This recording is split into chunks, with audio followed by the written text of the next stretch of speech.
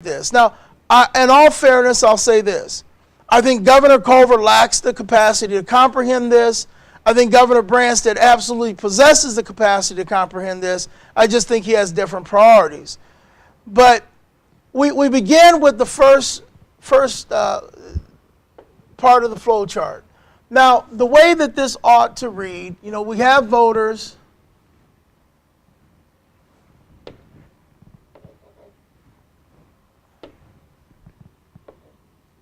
We ought to have taxpayers.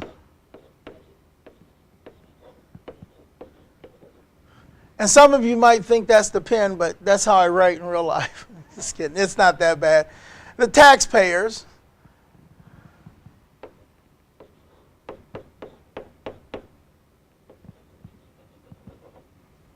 I might have to write cursive like kids don't learn how to do anymore. And citizens. And I'll improve my writing over time. That's how it ought to read. But right now,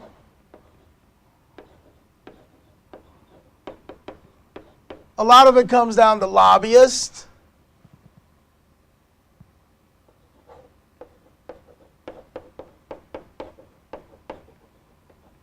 and contributors, and we could even add special interests. And this really has become the dominant and first group that dictates the flow chart. The folks who contribute gambling money, the special interest groups that are lobbying for their one thing. Right now, for example, we have the issue of gay marriage just serving as the guide for how much of our state goes. You have the pro-gay marriage folks, you have the anti-gay marriage folks. Okay. The pro-gay marriage folks and the anti-gay marriage folks, and they are just basically saying, we want to have control of the state. And there's a lot of issues that are lost because that's the only issue that counts to some folks. And we've seen this from time to time where there's an issue that's just so dominant that it just dictates everything else. Well, we think that lobbyists and contributors and special interests ought not be more important than taxpayers and citizens. And I even find this state flow chart very interesting because it has voters at the top. And we had dinner right before we came over here. And we ran into a young lady who said, I don't vote. And what she doesn't understand is that government politicians and bureaucrats created a flow chart, not with taxpayers filled in the Iowa box. And the truth is, taxpayers and citizens it ought to be taxpayers/citizens in that box. In theory, whether you vote or not should not impact how governments operate, especially if they're taking your taxes to pay for things. But the truth of the matter is that if you don't vote,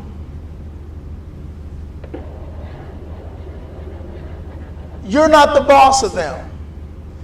Now, we're not going to spend a lot of time on the legislative branch or the judicial branch because that really isn't why we're here. Let it suffice to say that we have three separate and unique branches of government. And in order to understand those three separate unique branches of government, we often refer to the Iowa Official Register. It is a wonderful publication that you can get online, and it lays out every aspect of government. It tells you who your judges are, who your legislators are, contact information. It lays out maps for the judicial districts. Do we have the Iowa Official Register we can bring up? It is a phenomenal resource for Iowans. There are a lot of folks out there right now who talk about the Constitution. And they talk about the U.S. Constitution. And it's cool, and they get to dress up like George Washington and Thomas Jefferson. But if you do not understand your state constitution, the rhetoric about the U.S. Constitution is in many ways meaningless. So let's go down to educational resources. click on educational, and then keep going down. And then we go over to the Iowa Official Register, and let's click over here, 2009, 2010. They have the new one now. They didn't have the new one forever.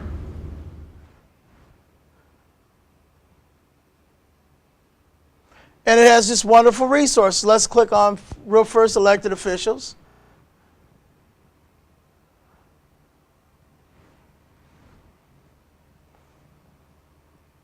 Can we scroll down? And it goes through the executive branch elected officials, and it tells you exactly what they do. Let's go up a little more. Keep going and skip the lieutenant governor. And let's stop at the Secretary of Agriculture for a moment. Now, when we talk about reorganizing state government, we talk about reducing state government to fewer than a dozen bureaucracies. Now, the reason we say fewer than a dozen bureaucracies is because there are two constitutional officers in the state that clearly have the authority to head departments. The Secretary of Agriculture is the head of the Department of Agriculture and Land Stewardship, and the Attorney General is the head of the Department of Justice. So those are two separate and unique bureaucracies, and we actually reduced state government to 9 additional state agencies. Can we go back to another section? Just back. We don't need those officers. Sure. To the table of contents again. We'll go through those real quick. And be patient with us, folks. We haven't done this before.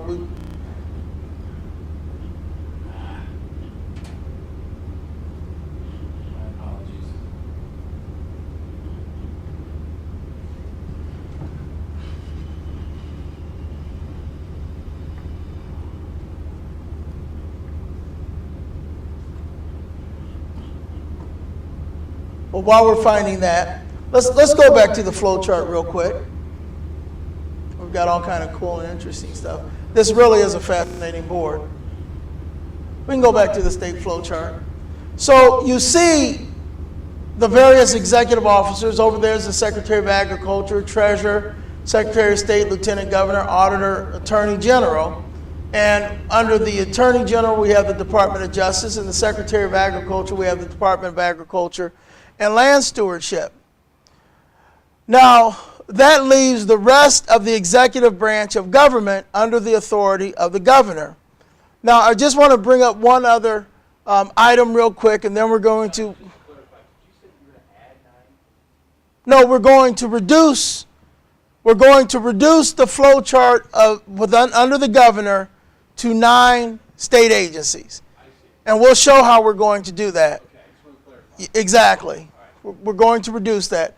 So let's just minimize the flow chart because we want to bring up one key point that some people may not realize. No, we want to go to the page that talks about the executive officers serve at the pleasure of the governor. Yes, it's in the Iowa Official Register. And I think we're going with this one here, chapter 4.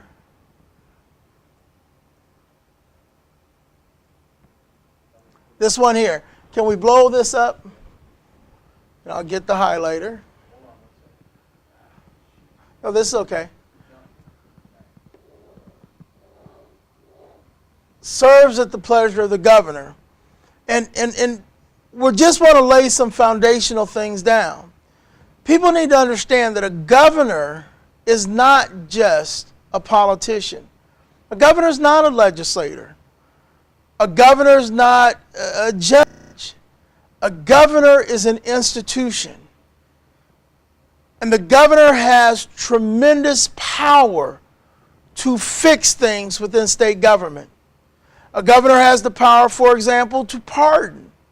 And I'll use an extreme example. Let's say the governor commissioned a task force to study the impact of incarcerating nonviolent criminals, such as those individuals who